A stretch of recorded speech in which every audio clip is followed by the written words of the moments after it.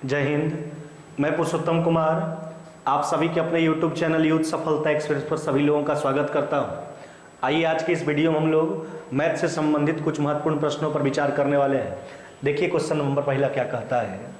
कहता है एक समचतुर्भुज का बात किया गया, निरोम्बस का बात किया गया जो ABCD है ना, उसमें कोण CAB का माप दिया गया 35 डिग्री है ना, कोण ABC का माप पूछा गया। देखिए बात समचतुर्भुज का, देखिए समचतुर्भुज जो होता है वह एक समानांतर चतुर्भुज का ही रूप होता है ना, बशर्ते इसका चारों भुजा आपस में क्या होता है, बराबर होता है। क्या बोले, समचतुर्भुज जो होता है वह एक समानांतर चतुर्भुज का ही रूप होता है, लेकिन इसका चारों भुजा आपस में क्या होता है, बराबर होता है। देखिए बात ABCD का है ना, ABCD यह एक समचतुर्भुज है।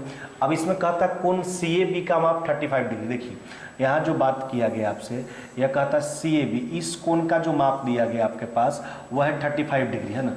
अब देखिए ना, तो हमसे कहता है कोण ABC, इस कोण का मान पर हमको विचार करना। आप सोच के देखिए, अगर हम इस त्रिभुज में बात करेंगे, त्रिभुज ABC पर आप विचार कीजिएगा, तो उसमें एक्चुअली AB भुजा और BC भुजा आपस में क्या है, बराबर है। अगर भुजा बराबर है तो बीच का कोण भी बराबर होगा।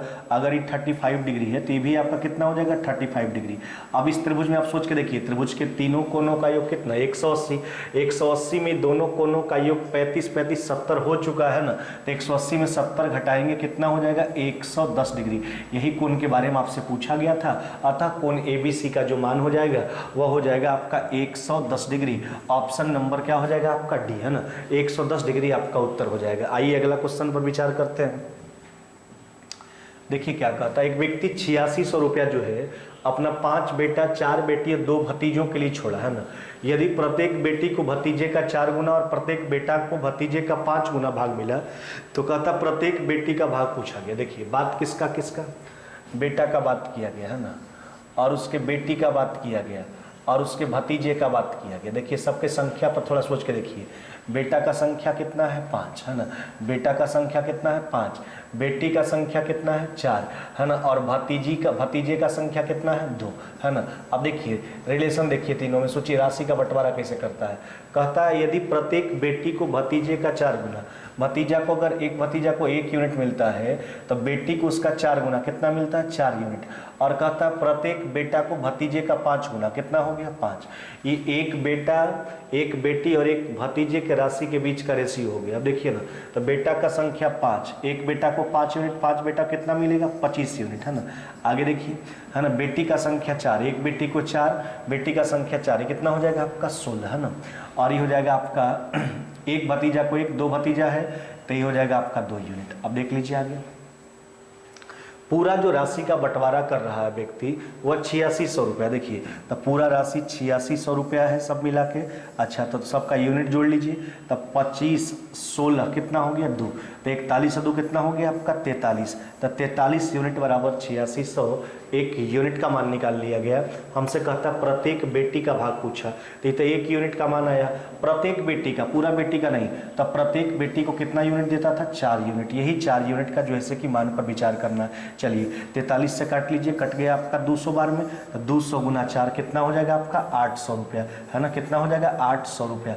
अगर वही पूछता कि पूरे बेटी का भाग बताइए तो यहाँ पर 16 यूनिट का मान निकालना पड़ता। एक बेटी का भाग पूछा था, एक बेटी का भाग 4 यूनिट था, अतः 4 यूनिट का मान हो जाएगा 800 रुपया।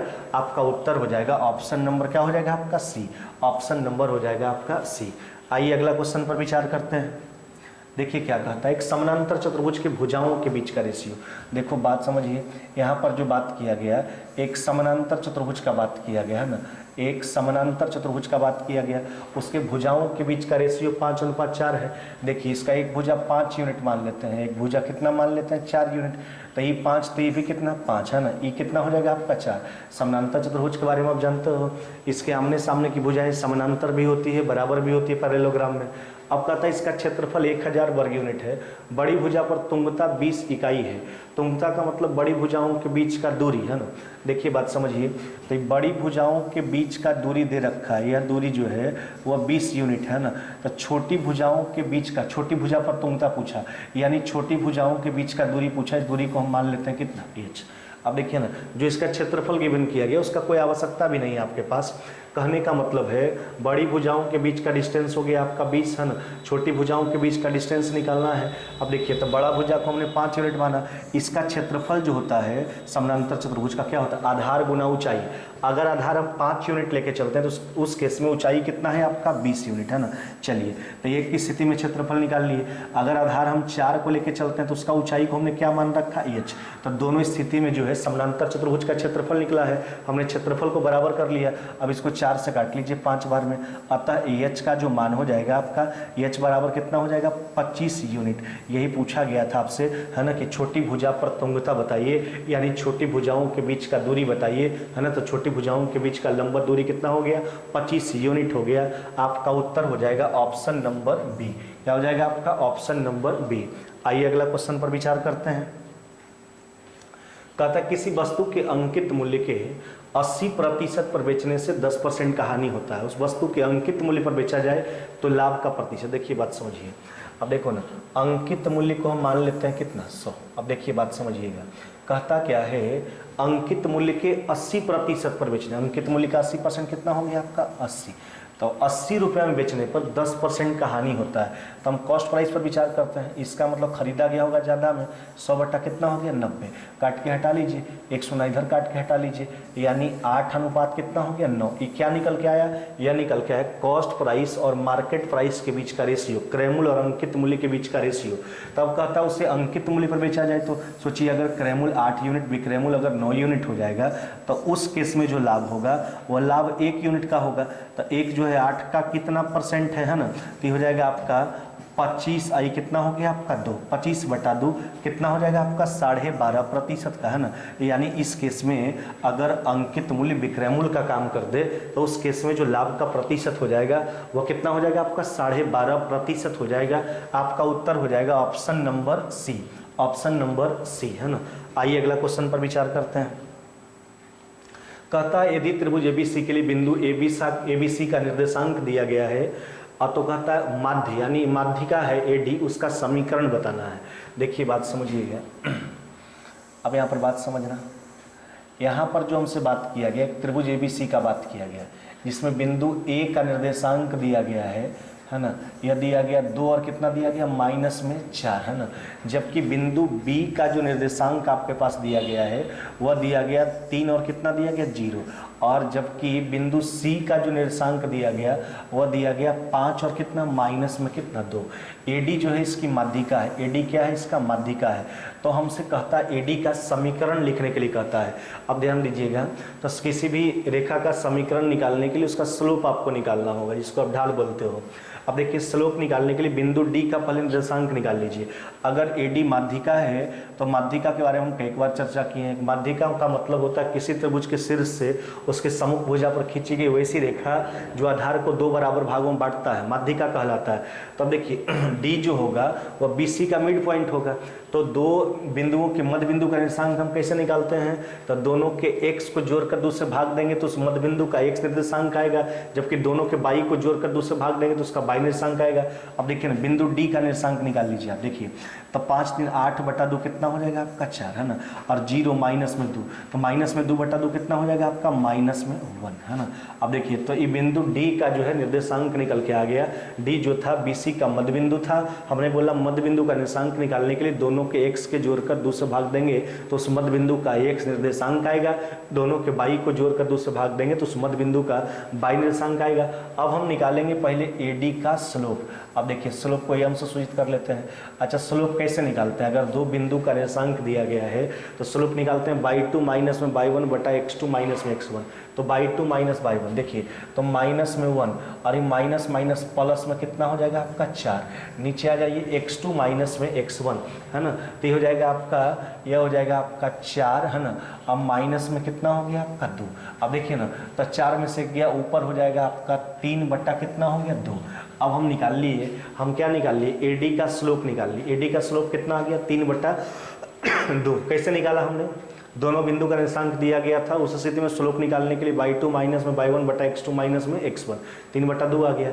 अब हम AD का समीकरण लिखते हैं। अच्छा इक्वेशन ऑफ अ लाइन होता क्या है, वह होता है y माइनस में y1 बराबर में m इंटू एक्स माइनस में क्या होता है आपका x1।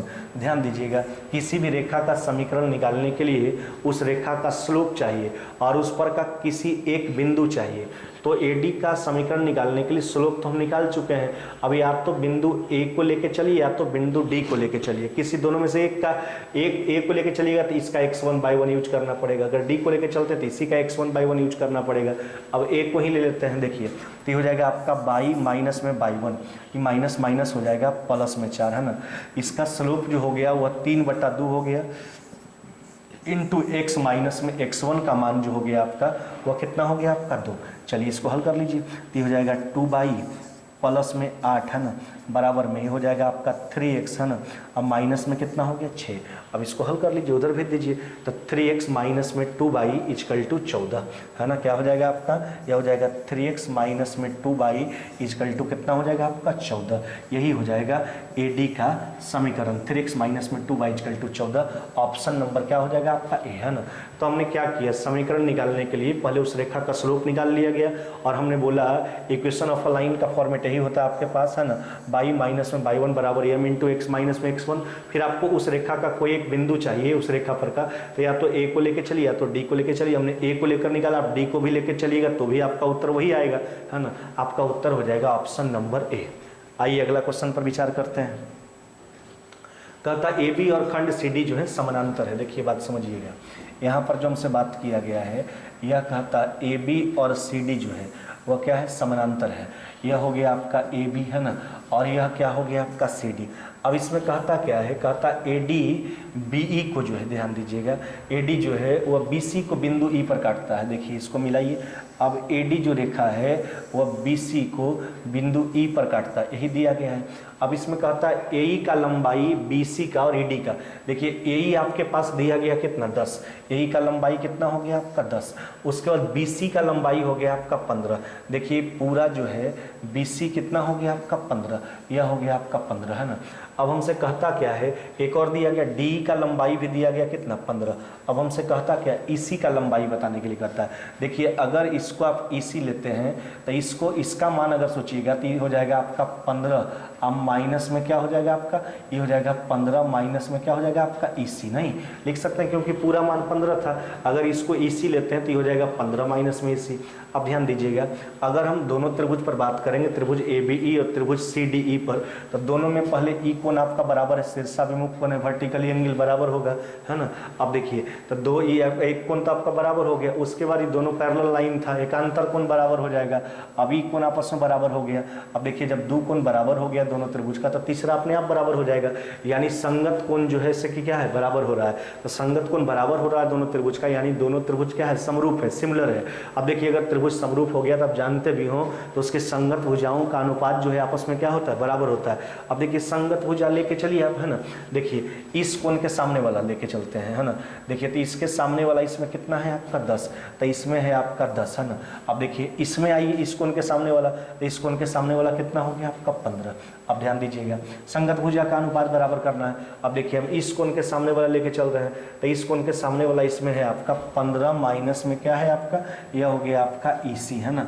अब बटा, जबकि इस कोण के सामने क्या हो जाएगा आपका EC, इस त्रिभुज में यह क्या हो गया आपका EC। चलिए इसको हल कीजिए, 5 से काट लीजिए, 2 बार में कट गया आपका, कितना बार में, 3 बार में।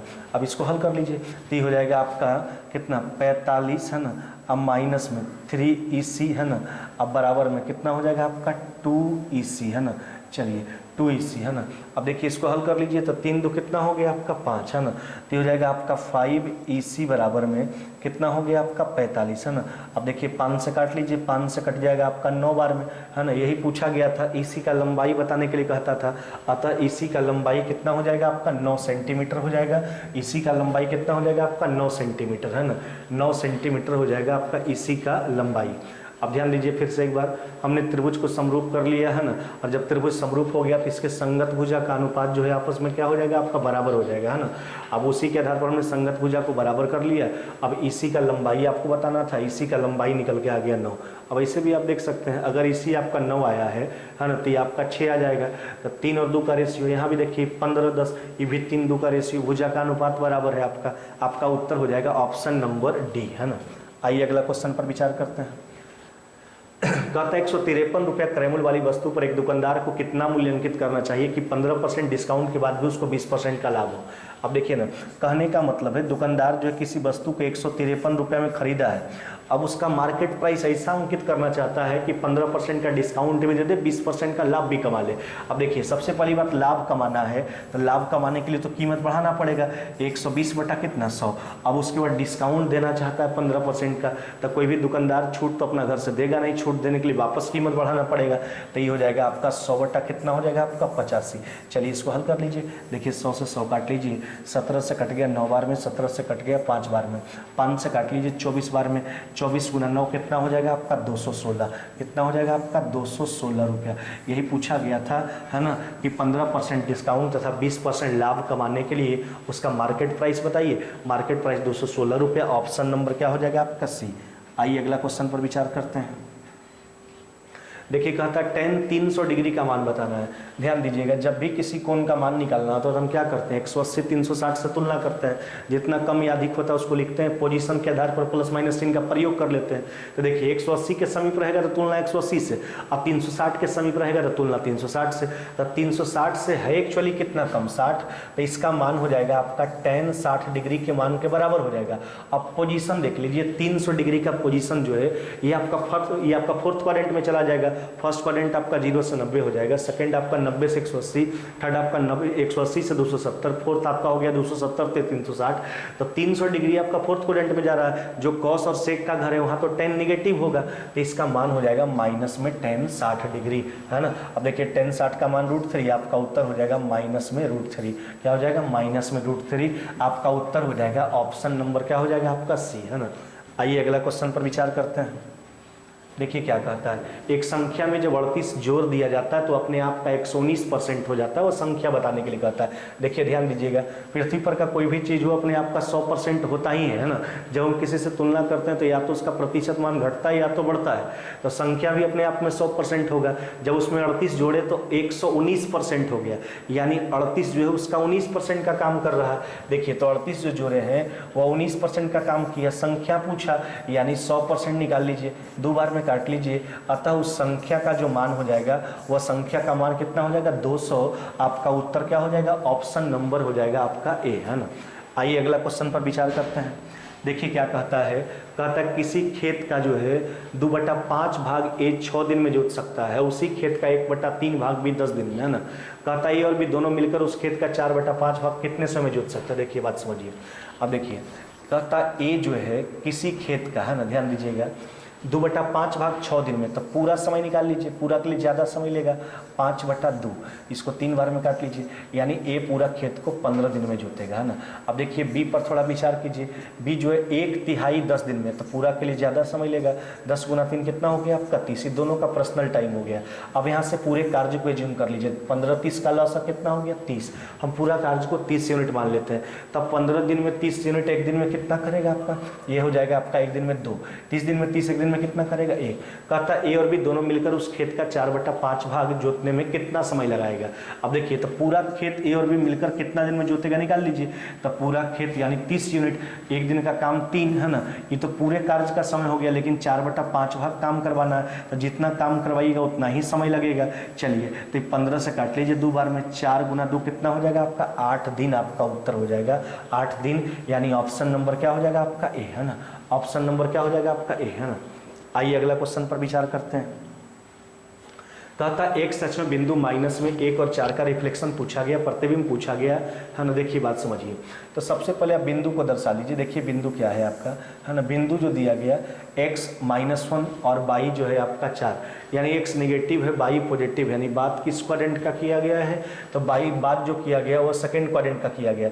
देखिए ना, तो ये हो गया आपका 1 2 3 4, यही बिंदु का बात किया गया आपके साथ, है ना।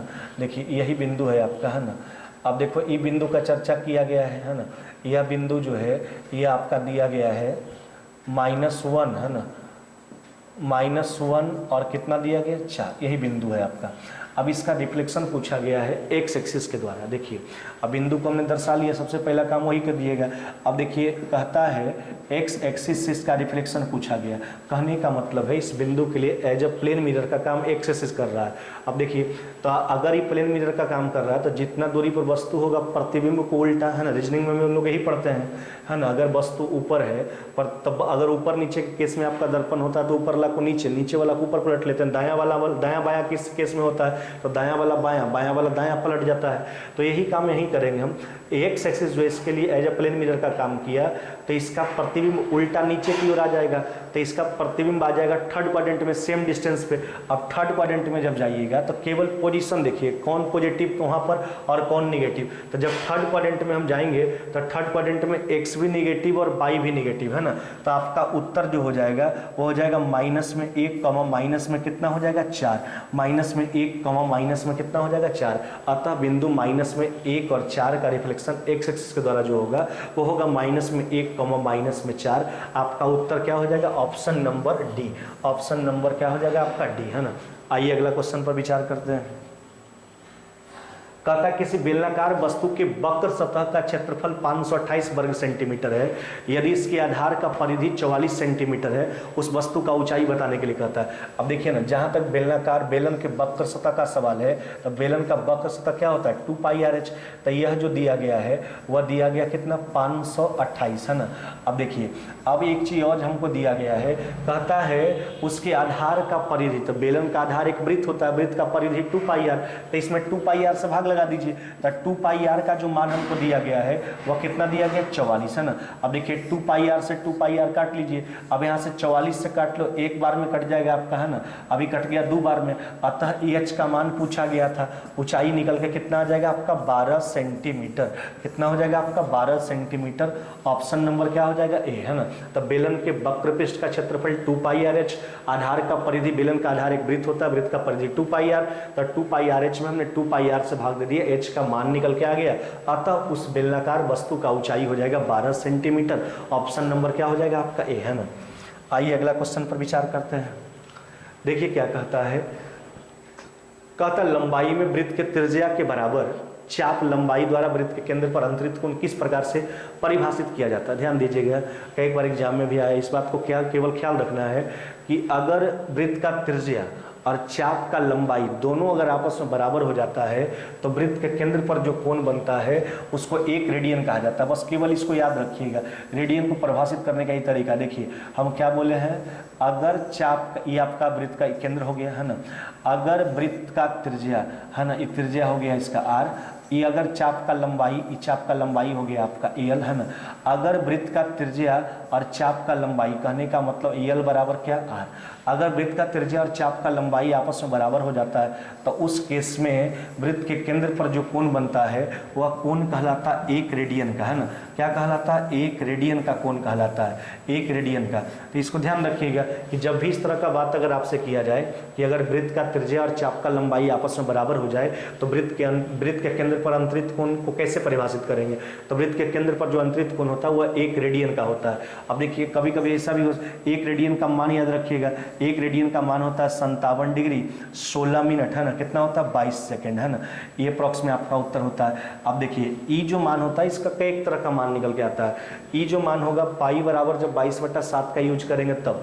एक इसका और मान होता है, 1 रेडियन का मान 57 डिग्री, है ना, 17 मिनट, है ना, 16 सेकेंड भी होता है, 16 सेकेंड भी होता है जब पाई का मान 3.14 यूज कीजिएगा, है ना। तो बस इस सारे बात को ख्याल रखिएगा कि अगर चाप का लंबाई और त्रिज्या आपस में बराबर हो जाए तो वृत्त के केंद्र पर जो कोण बनेगा वह कोण 1 रेडियन का कहलाएगा। 1 रेडियन का मान 57 degree 16 minute 22 second, 57 degree 17 minute 16 second, है ना। तो आपका उत्तर हो जाएगा 1 रेडियन। ऑप्शन नंबर हो जाएगा आपका बी, है ना। आज के वीडियो में बस इतना ही, मिलते हैं आगे नेक्स्ट वीडियो में।